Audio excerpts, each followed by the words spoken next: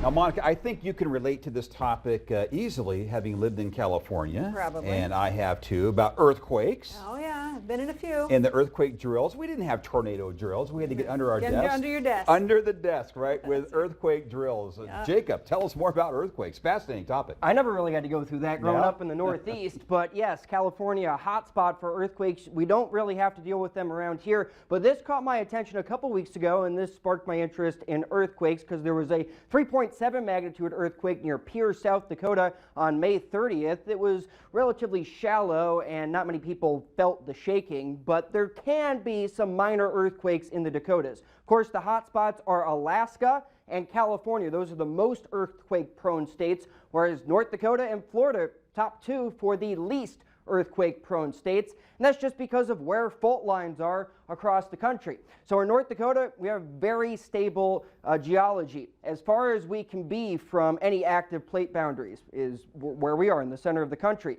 or any fault systems like you can see on that map there on the upper right. We also have deeper formations in North Dakota with some of the oldest geology and rocks in anywhere in North America. There are a few smaller fault lines in the deep subsurface, the basement of North Dakota, but they're very old and inactive, not really prone to producing earthquakes in our region. You can see that chance of having a slight or greater damage in an earthquake really highlighted in California, as well as another hot spot in the New Madrid seismic zone near the Mississippi River, Ohio River confluence. But in California, that's on the edge of the Ring of Fire around the Pacific Ocean, where earthquakes are very prevalent, especially along the San Andreas fault line in California. So in North Dakota, from 1870 until 2015, only 13 earthquakes recorded. Most stayed below a magnitude 3.5. The strongest on record was a magnitude 4.4 on July 8, 1968 in Huff, just south of Bismarck, Mandan. Most of them across western North Dakota, but again, very minor earthquakes. Most people did not feel the shaking with those, but earthquakes are displayed on the Richter scale, and each level is 10 times stronger than the previous level, so it's an exponential scale here, where when you get to the rare 8 and 9 levels, so we can have near total destruction, billions of dollars in damage, but a lot of the earthquakes only occur at the 2, 3, or 4 levels. Where they're much more minor. But here's how you can relate the Richter scale to the energy equivalent, or the energy release from those earthquakes. When you get to the 8 or 9 levels, that's 123 billion pounds of explosives. That would be equivalent to the world's largest nuclear test or Mount St. Helens eruption, whereas it's a lot less of an energy equivalent when you get down to those lower Richter scale levels, and again, much more common for earthquakes worldwide at the lower levels. For a Richter scale 8 or 9 earthquake, you only see those a handful of times, if that, each year. So here's our rock formation looking underground in North Dakota from west on the Montana-North Dakota border side on the left-hand side of your screen, and then on the North Dakota-Minnesota border side on this side here. So you have a very stable tectonic environment. And zooming into western North Dakota, specifically in the Williston Basin, there's 10 to 15,000 feet of sedimentary rock. All those layers, it's pieces of other rocks that are stacked up, overlaying this, what we call Precambrian rocks. And those are igneous rocks from magma as well as metamorphic rocks. So again, very stable environment here. And even with the drilling that goes on to extract oil and gas in the Bakken, that is not really going to induce earthquakes because of our stable geology. We're fortunate with our geology in that, we stimulate about halfway down our geologic column for the Bakken Formation to get our oil and gas resources. We inject our disposal waters above that, and our CO2 is going to be somewhere in between that. So we're not messing with or stimulating the basement rocks where a lot of the tectonic stresses over time have built up. And in other places of the country, this is where that has experienced issues with their stimulation or production activities.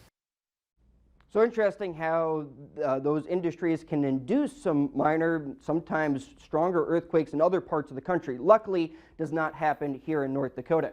So there's three main types of earthquakes that happen naturally along fault lines.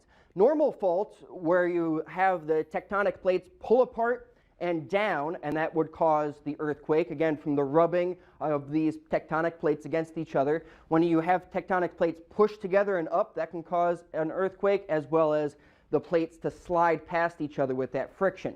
So again, we're going to go back and look at an analogy that is really cool for how earthquakes form. I think one of the interesting things in seismology today is that we're starting to look at an earthquake event not just as a single event, but more of as an earth rupture that consists of many seismic events occurring at that particular location, like tearing a phone book or tearing a piece of paper. There's a lot of events that are occurring along that tear, not just one single event. So again, if you tear a piece of paper, there's a lot of stuff happening there along the whole fault line, and it's those the epicenter of the earthquake, and then you can have aftershocks after that initial shakeup of the Earth's tectonic plates, in a sense. So types of earthquakes: intraplate. The cause is uncertain of that. That's when it's in a tectonic plate. Let's say here within the center of the country, where we are in North Dakota, generally related to shallow effects. That's why in the middle of a tectonic plate, intraplate, the earthquakes are relatively minor. Whereas interplate, again, the interface between two tectonic plates, that can be a much stronger earthquake, and that is more understood of how those earthquakes behave. But predicting earthquakes is still almost impossible. There's a lot of things that we need to understand with those. But the way that we measure earthquakes is with seismometers, and that is used to detect ground displacement and shaking. But we can even see some non-earthquake related things on seismometers. This is really interesting. We're looking at an August 2016 thunderstorm outbreak across the state of North Dakota. There was even the shaking of thunder and some lightning on those seismographs, but of course the earthquakes would be a lot stronger. So again, going back to that unpredictability of earthquakes, Thomas is going to explain another good analogy with that.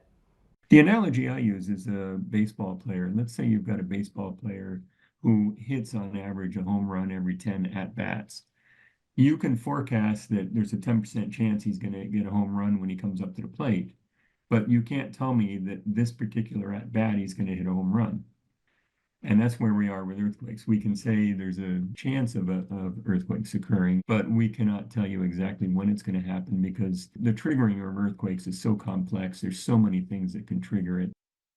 So living in a state like California, that unpredictability, it's always looming over you of when it's going to happen, when's the big one. We fortunately don't have to worry about that here in North Dakota. Even those handful of earthquakes in recorded history, very, very minor. Yeah, and I learned a lot about fracking too, and then why down in Texas they have more of these seismic activities, induced earthquakes compared to here. You just kind of live with it. That's right, fascinating. Thanks, Jacob. You're welcome.